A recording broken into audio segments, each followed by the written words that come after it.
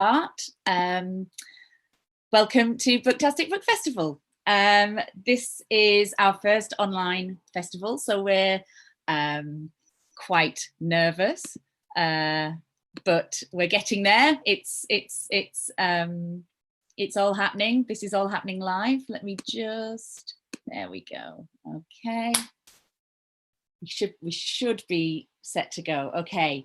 Welcome to our first online book festival. We are doing all of this by the seat of our pants. We are learning as we go, but thank you for joining us. Thank you so much for all of the support that everybody's given us so far. We've got an amazing lineup, and I just want to say a huge thank you to all of the artists and all of the publishers who have worked with us to make sure that the pandemic didn't put a stop to the annual book festival, and everybody out there watching this live. We've been really overwhelmed by your support, and we smashed our target to hit 1,000 subscribers to our YouTube channel. So thank you for helping us keep the BookTastic flag flying.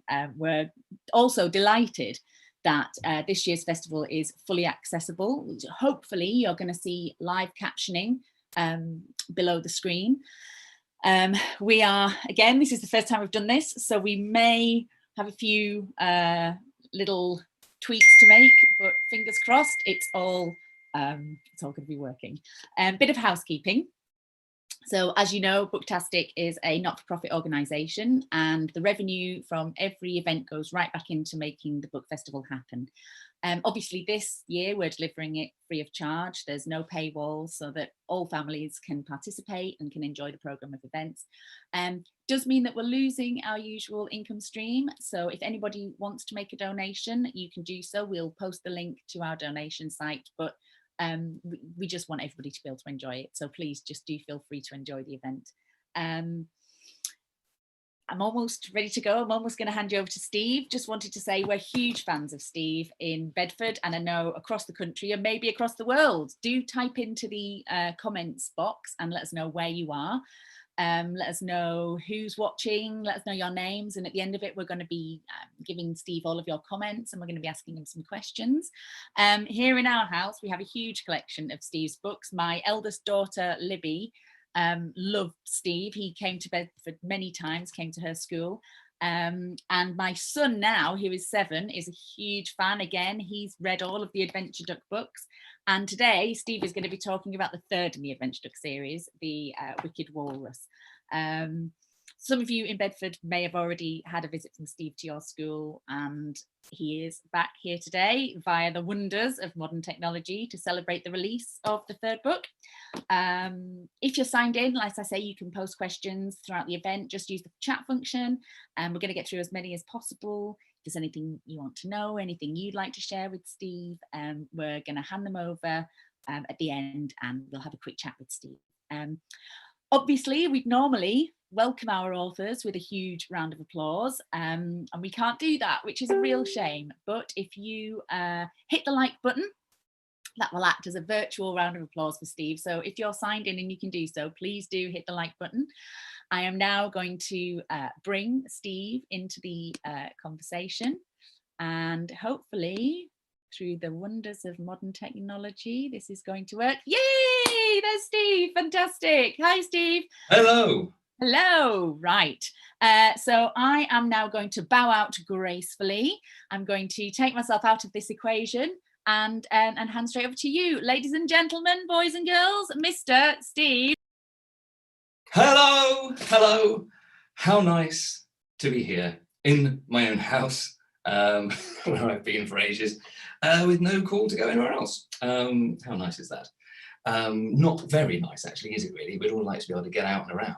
But since you are stuck there, sat there, well, I'll just talk and pretend that I'm hearing rapturous applause and huge thunderous gales of laughter. There was actually huge thunderous thunder earlier. A bit of a storm was going out outside.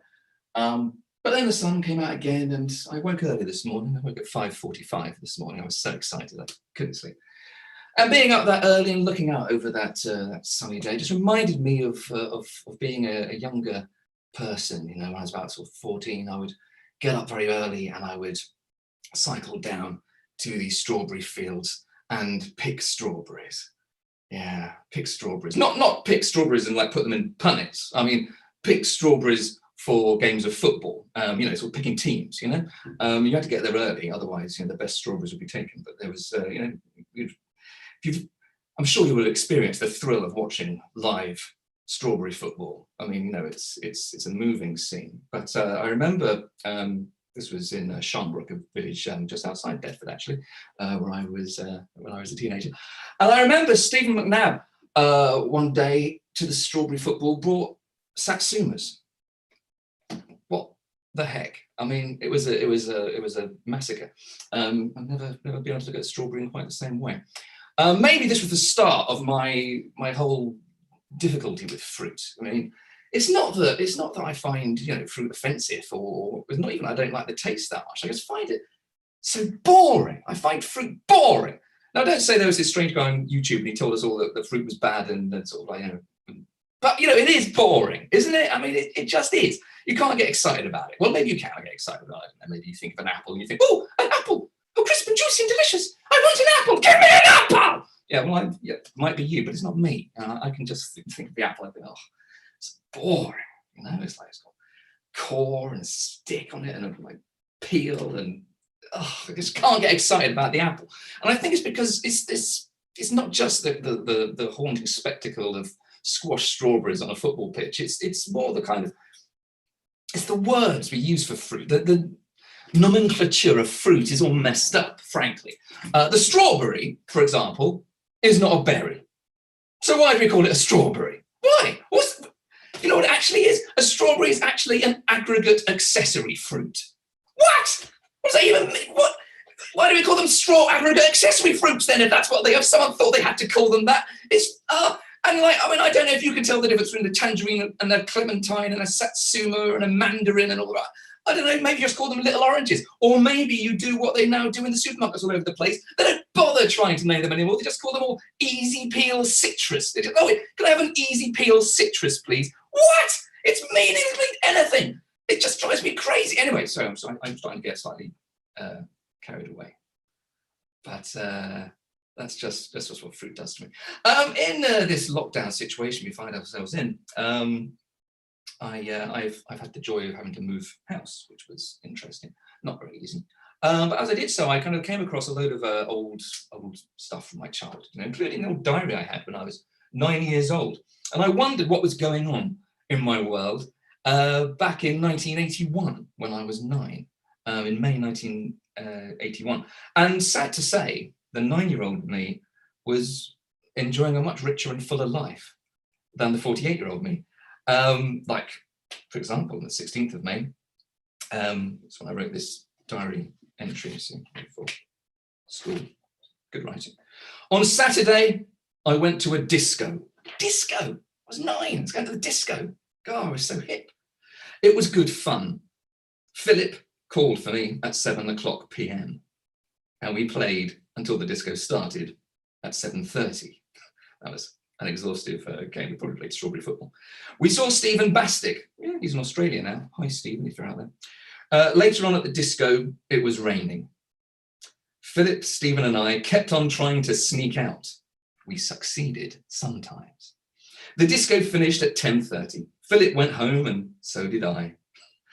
Who'd have thought? Who'd have seen that coming? My sister, when we got home, was telling us how she danced with her friends. I fell asleep from boredom. On Sunday, I woke up in my bed, so someone must have taken me up. You see how alert and astute I was? I kind of figured out someone must have taken me upstairs to bed. So yeah, I was going to disco, so that was fun. And into town as well. I was spending money. It was a free money spending world. So yeah, the week before. On Saturday, I went into town with £5 and 9p. I wanted to get lots of Action Man things. It was kind of like a toy which had eagle eyes and grippy hands. It was really good. First of all, I went into Zodiac Toy Shop. They had some things, but they were very expensive. Then my dad went into Boots, but as there wasn't any Action Man stuff, I went into W.H. Smith's and picked up a Doctor Who book called The Creature from the Pit. I've only read 9 chapters. You know, that was a sneaky little humble brag, wasn't it? Oh, only 9 chapters. Yeah. I then went to Youngsters the toy shop and found they were closed down. I went to the market, but there was nothing there either. Of course, I went to Debenhams and found nothing there that I wanted. I went to the little shop near the bus park and got a multi-terrain craft for £7.95, although I only paid half of it because you'll remember I only had £5.09 and I bought a Doctor Who book. So there's a moral there for us in lockdown times and beyond. When the larger stores let you down, try your independent retailers, try your smaller shops, yeah, because often they have the best stuff, and that definitely goes for bookshops. Now, I was saying there, I only read 9 chapters. I thought, well, how much is 9 chapters? So I thought, this is Doctor Who and the Creature from the Pit, the book I bought on that very day, still in beautiful condition, as you can see.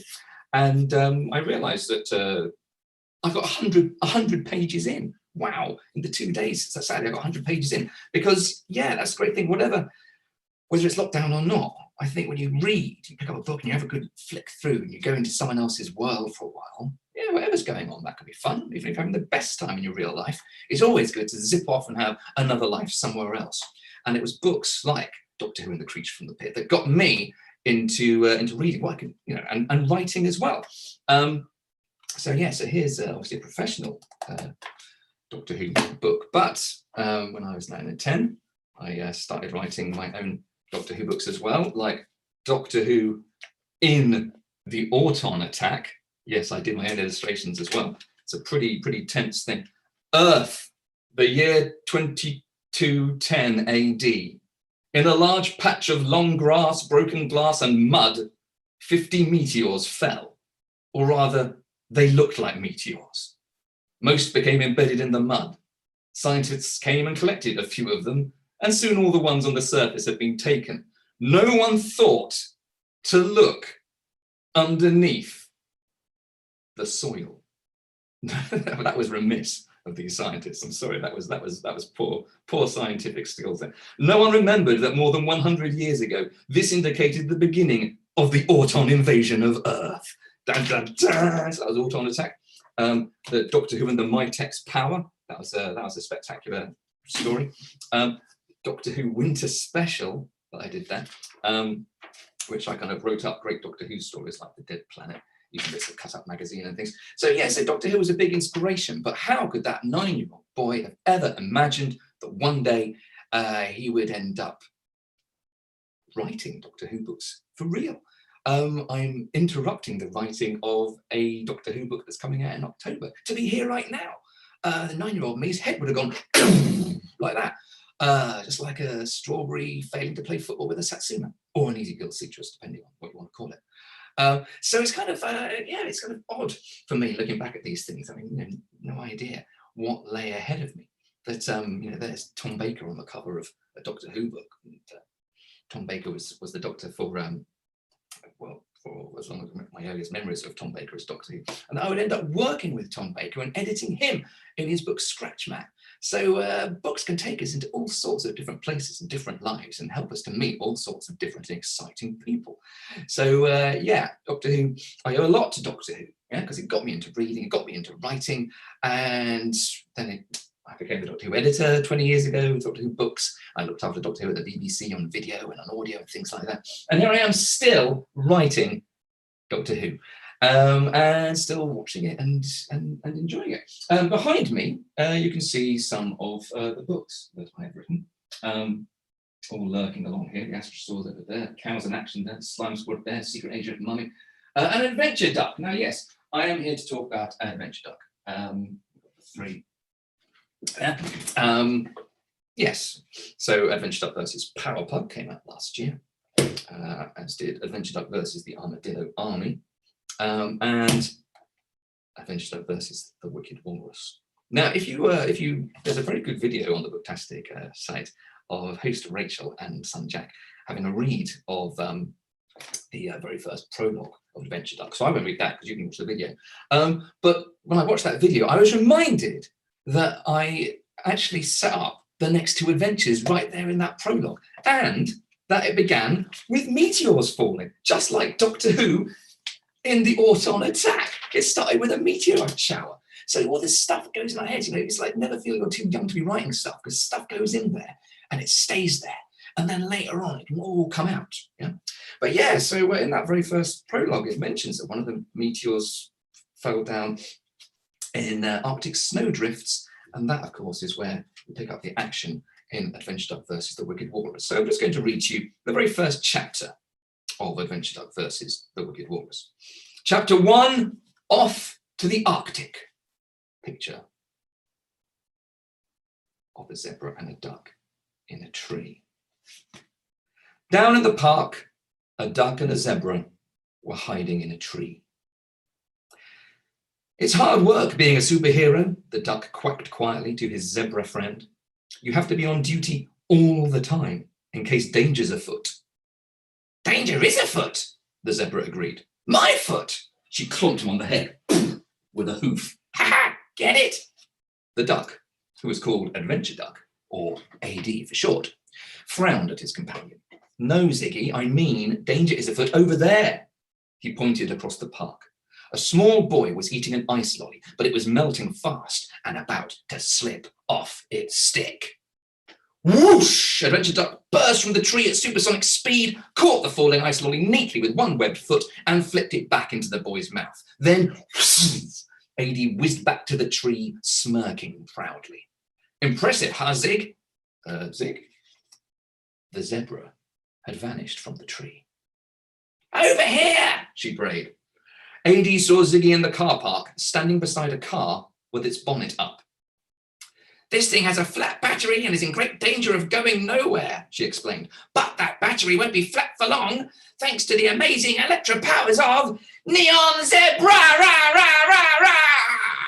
Ziggy's stripes glowed pink as she put both of her front hooves against the battery. Zap! Sparks shot out and the car's engine suddenly roared into life. Not bad, AD admitted, joining his friend as she walked back towards the duck pond. It's nice to use our powers to help out around the park, but what I really want is some proper action. You wish for action? A large levitating egg burst out from beneath the pond water. Your wish may come true. The egg's name was Yogi, and he was their boss. He was speckled green with wise eyes and a bushy moustache that could win prizes.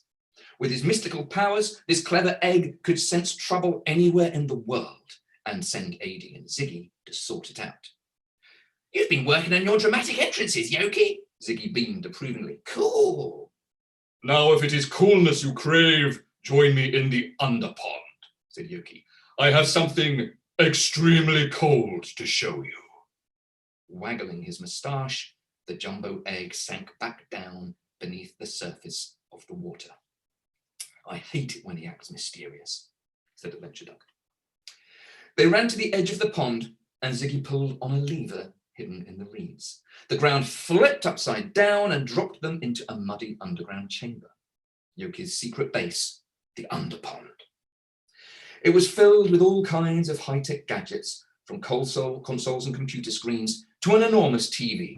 In the middle of the feathery floor stood a large black globe.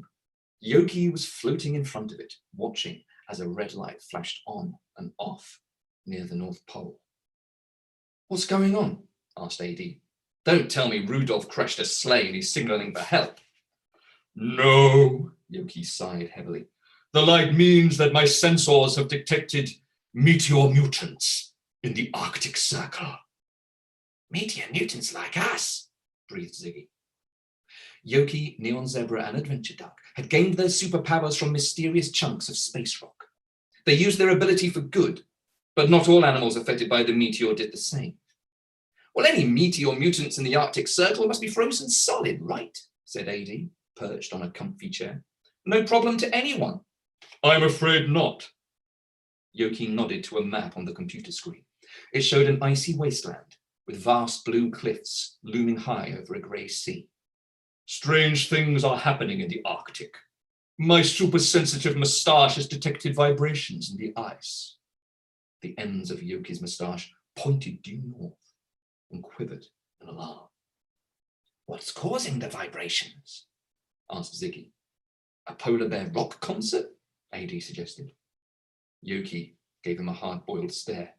No, They are not good vibrations. Ziggy shrugged. Then what? Even my incredible knowledge has its limits, Yogi admitted. However, I sense terrible danger and perilous peril. The two of you must journey to the North Pole and learn more. What? But it's freezing at the North Pole. AD turned to Ziggy. What sane, self-respecting duck would ever agree to go there? Yogi raised an eyebrow. You are not sane, and you know nothing about respect. Oh, you're right, said AD. Okay, I guess I am going to the North Pole. But I'm from Africa, Ziggy declared. I need the sun, warmth. Neither of you will feel the cold. Yogi crossed to the cupboard and pulled out a red cape and a bandana with a lightning bolt on it. I have created special insulated versions of your super costumes that will keep you toasty warm. Nice for the ice. AD grabbed the cape and swished it about. You're wasted as Earth's guardian, Egg. You should be a fashion designer. I can't wait to rock these cozy threads. Ziggy happily put on her bandana. This really brings out the colour in my eyes. Then it is settled. Yogi smiled, his moustache twitching with pride. You will embark on this vital Arctic expedition at once. Dun, dun, dun. Always good to leave your chapter 1 on a cliffhanger, isn't it? And all your chapters on a cliffhanger. Adventure Duck is the third book, of course, so that means I've already explained who AD and Ziggy are 2 times before. Now, writing serious fiction, which I've written quite a lot of, you do have to find different ways of repeating yourself without repeating yourself, if you know what I mean.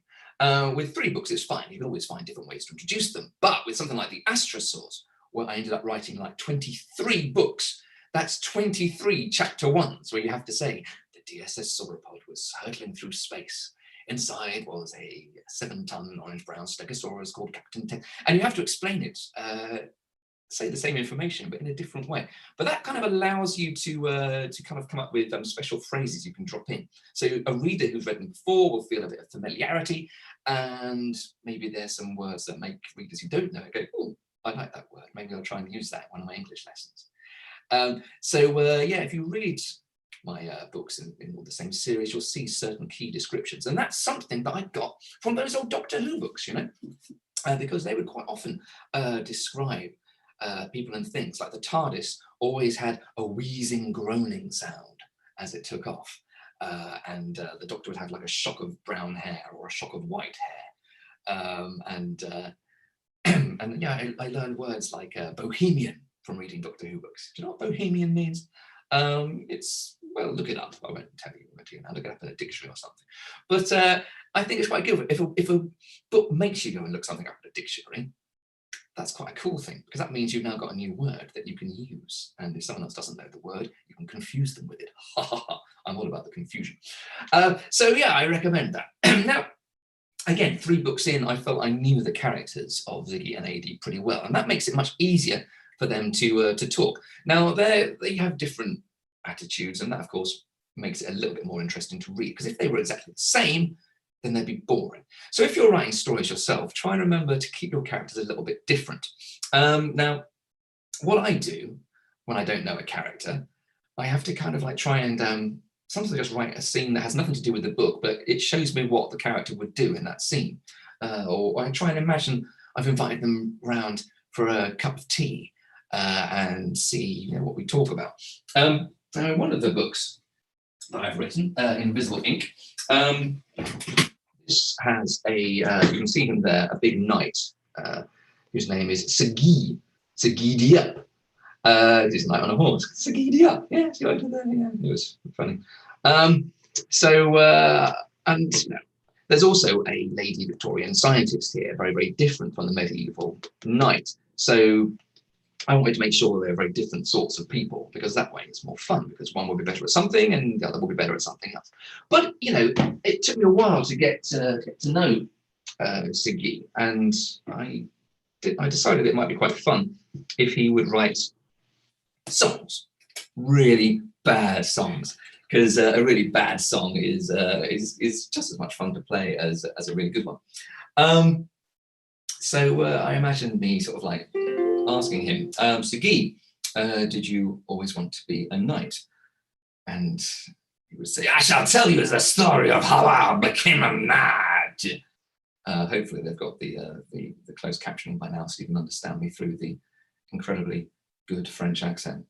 I will tell you how I became a knight. This is what Ziggy said. He said, "I asked my mama, what will I be when I am 5 times taller than your knee? I asked my mama, what will I be when I am 4 or 5 times greater than the distance between the ground and your knee?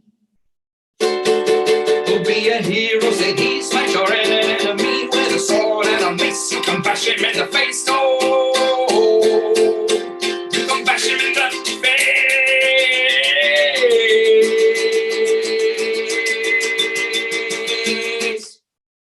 I asked my papa, what will I be when I am 1/2 the height of that tree? I asked my papa, what will I be when I'm approximately 1/3 to 1/2 the height of that tree?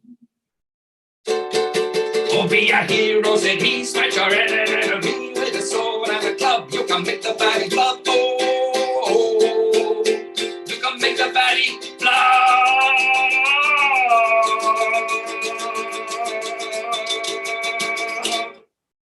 I asked my mama, what will I ride when I am a knight with a sword at my side? I asked my mama, what will I ride when I am celebrating the deaths of all my enemies who have died?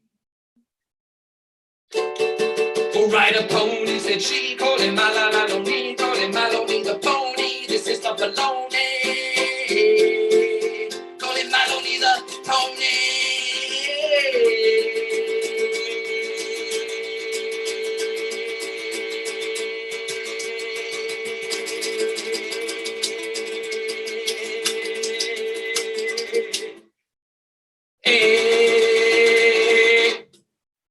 That was the song Ziggy sang me, and from telling me that he would ride a pony called Maloney, I thought, that's it. We'll give him a pony called Maloney. You see him there on the front cover. Maloney is a very clever horse. He's been around for 400 years as a ghost. That means he's kind of learned how to communicate a little bit. So he even tells one of the chapters in Invisible Ink. Sometimes it's nice to imagine yourself in the body of a horse. And the mind of a quasi-horse human. Or is that just me? Maybe that's just me. But one thing I know is that, you know, adding silly songs to books is quite a fun thing. Which is why Ziggy in the Adventure Duck books also likes singing songs. She sings one in Adventure Duck versus the Wicked Warriors. How does that one go? It's the start of chapter 2, as I recall. And it goes, Ziggy the red striped zebra had a very stripy butt, and if you ever saw it, she would hit you on the nut.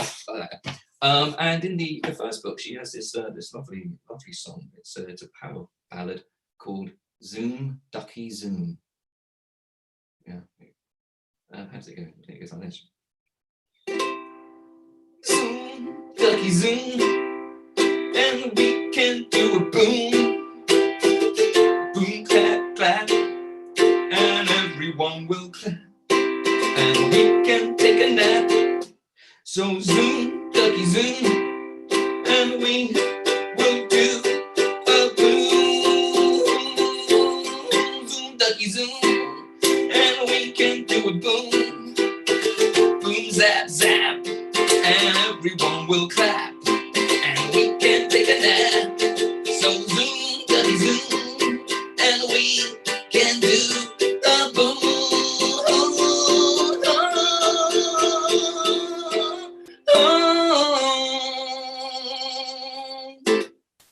Yeah, so that's kind of Ziggy the zebra. And Adventure Duck, of course, is just your typical wise-cracking, smart aleck duck. Ducks are not often considered super heroic, which of course is why it's fun to make them that. Always try and do the unexpected with stories, is what I say, because that way you want people to keep turning the pages. If you put lots of action in, lots of cliffhangers, lots of silly jokes, and try and keep the suspense and the tension going, then that is how you get this stuff going along. That's kind of what I try to do. I've no idea what what the time is anymore, because my phone got buried somewhere. Oh, there it is. What time is it? It's 10:34. So yeah, I'll stop talking soon, and we'll see if anyone's got any kind of questions that they might want to ask me. So much to talk about, but you know, I know busy people with busy lockdown lives. You know, anytime now, you'll have to go over to the window, look out, see what's going on, keep an eye on the neighbours, make sure no one's inviting you know, too many people around, that sort of thing. You know, keep an eye. But before we go, I thought I would just this morning when I woke up early, I ended up writing a little song about saying goodbye, because you know it's a time when you know, we're separated from loved ones, and you know, parting. We probably haven't said goodbye to anyone for a while. I haven't seen anyone. There'll come a time when it comes around again. So this is a song I call Goodbye. It's funny how time flies. Now it's time to say goodbye. But first I'll hit you with a pie, a custard pie, right in your eye.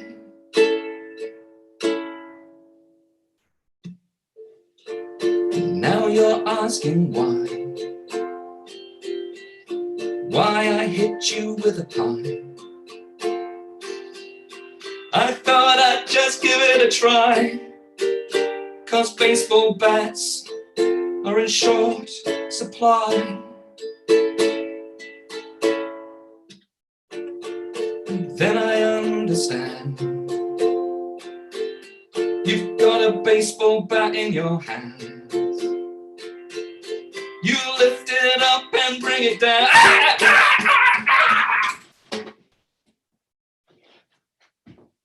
So yeah, that's the goodbye song, which hopefully would have acted as a signal for Rachel to come back and say hello, and there she is. Hello, Rachel. Right, let me unmute myself. Steve, that was amazing. Thank you. And you reminded me that as well as all of these books, I saw Invisible Ink, and I was like, hang on, I'm sure we've got that one. And I went and found it. It's amazing. We've had lots of people commenting on the YouTube channel saying, oh, I want to go and buy those books now. So I think we'll be suddenly, and we've got a list of independent bookshops who are working with us, who you can order these books from now. So we're going to be popping those links below.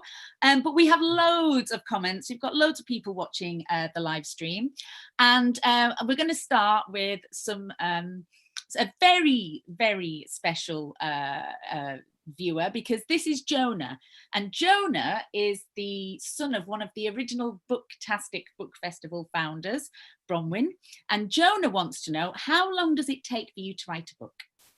Well, Jonah, that depends on three things. It depends on how well I know the characters, because if I know how they sound, like I was saying, if I know how they sound, then I can write that bit much faster, because I can imagine how they get on.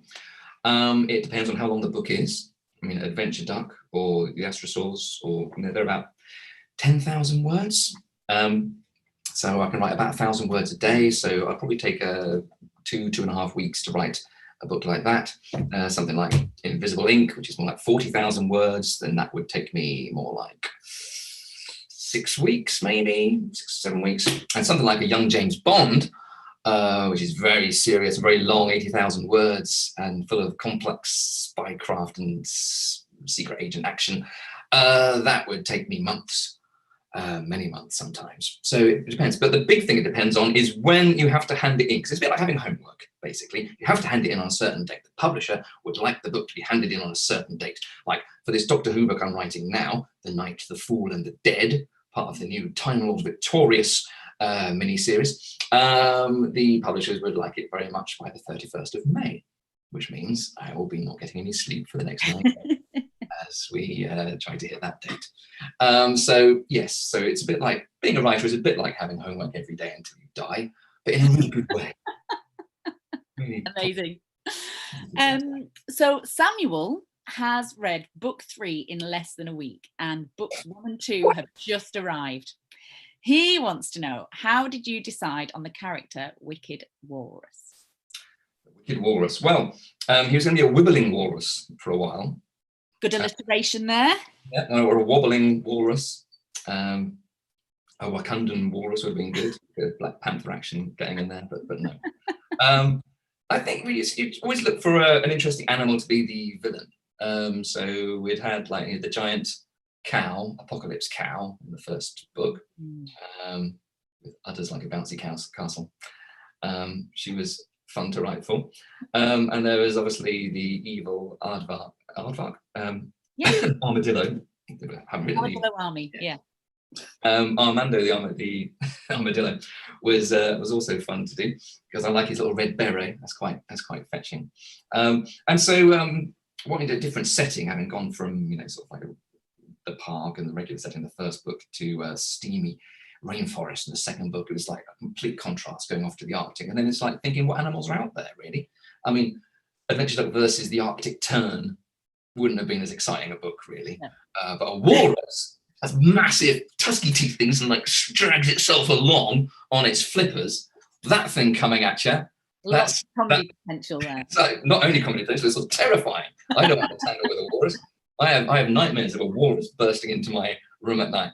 His tusks agleam, dragging himself forward on his massive flippers. Doesn't everyone have that dream? No. Obviously. Okay, so Thea and Jake, who I know very well, would like to ask, how many books have you written and which was your favourite to write and why? Gosh. Well, when I was actually unpacking my old books, putting on them, now, I'm often asked this question. I normally say, oh, it's about 175 books now. I'll just write 176th and people go, oh, that's a lot of books. But I count them all up. And, if I count them all, then it's actually over 220 books. Wow. I was completely underestimating. Wow. But I counted them on the shelf over there. But the thing is, we have to kind of count certain things as books. I mean, this is including, I can reveal to you all here because they're on the shelf. I mean, not a lot of people know this, but I wrote all these books about the Koala Brothers. Wow. Which was an old CBeebies show. So I wrote a lot about that.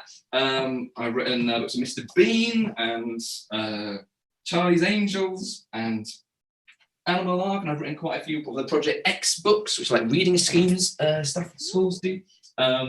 I know you've done a couple of Barrington Stokes as well, haven't you? I've done Barrington Stoke books as well. Yes. I love the Barrington Stoke series; they're amazing. Yeah, they are good. I've got a new one with them out in October. It was going to be this summer. It's called October now. It's called World Burned Down, and it's set in the Amazon rainforests in a rather different way than Adventure Duck versus the Armadillo Army. It's a much more serious story because I am a very serious person. Very serious, obviously. Okay, who else do we have here? We have got hello from Charlie and Rose here in Bedford. Hello from Rui and Michaela. Morning from Ewan and Arthur in Kettering. Hello from Samuel, aged 8 in Kempston. Kathy and Alice watching in Hull. Wow, long way up there. Hi from Owen and Bobby. So Claire says, you're making us all giggle. Thanks. From Sophie, Alex and Jessica. Sarcastic thanks then. Make us all thanks so much. Where are we? So Dylan would like to ask where the idea for the Adventure Duck series came from. The idea for the Adventure Duck series came from. Well, I'm big into superheroes. It's kind of sad. I mean, with all the characters I've written about, I've written The Essential Guide to Madagascar and Shrek and The Incredibles, and written Finding Nemo books and all these different characters. I've never got to write for any Marvel characters, which is kind of a big aching hole. But I've always liked writing about superheroes and mentioning superheroes, and I like the idea of unlikely animals being superheroes. The cows in action, time traveling secret agent cows, for example.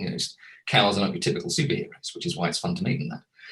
And so I think it was every time. There's 3 duck ponds in the village where I used to live, and so there's a lot of ducks, a lot of people feeding ducks. And so if you're just walking about, you're sitting there, it occurs to me that very small children tend to say, "Look, a duck," which which stating the obvious beautifully, but it is a duck. They're right, a duck.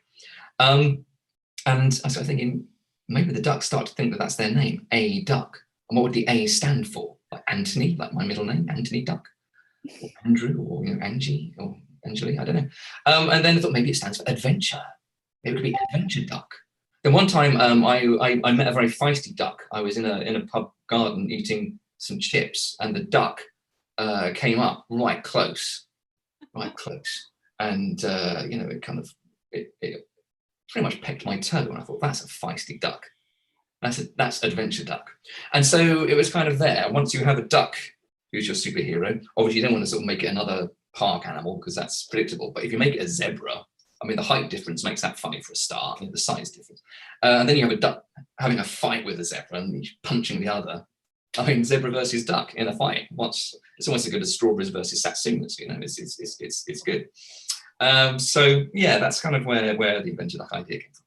I too have been on the receiving end of a rather feisty duck when I was in a boat on the Cam with a friend of mine, Beth, and another friend, Jess, and I know Beth is watching at the moment. And yeah, we were eating in the boat, and the ducks were like, yeah, no, we're having some of that, and they just jumped in, and we were just kind of suddenly going, what are you doing? Get out of the boat. Now, we're not going to have time to get through all of these questions. There are so many questions. Let me just quickly do some hellos because there are so many. Bella and James, David, Sam and Fraser, Ambika, Ellie, age 7, Eleanor, age 6, Mary, Rhiannon and John, Emily, Paul, Nick and Chloe. But let's quickly find one last question to ask. So we've done that one. Okay, so I think there was one here. Have you started writing about an animal and had to switch it out for a funnier one? Are some animals funnier than others? And I think that actually we've kind of answered that. We were talking about the zebra and the walrus and the tern. So I think we've covered that one. It would be a really sort of rubbish animal to write about. But you can always do. I mean, I've done snails. Always make something funny. They're pretty good, snails. So there's a couple that are quite similar here. So I think we'll finish on these. Sorry if we haven't had a chance to get to your questions. We'll pass them all on to Steve, and maybe he could answer some of them on Twitter later on or something. But Eleanor from Bedford would like to know how you make the book covers. And James's question was, the adventure duck books have such exciting text. You get to decide how the page looks. And I know that you worked with Jim Field in the past, and in these books you've been working with, is it Alexei? Yes, Alexei Bitskov, yeah.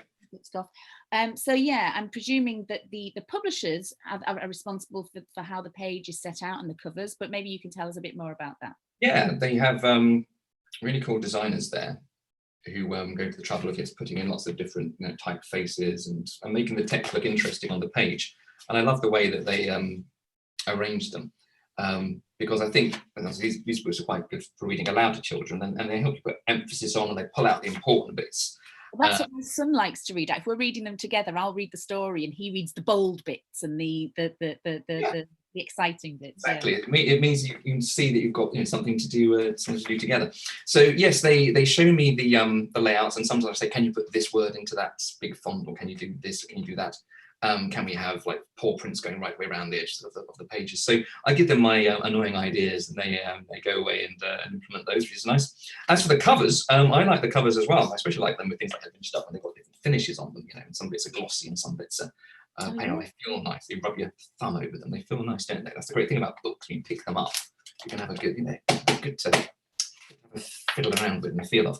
But I can't claim any credit for those. All I really do is obviously.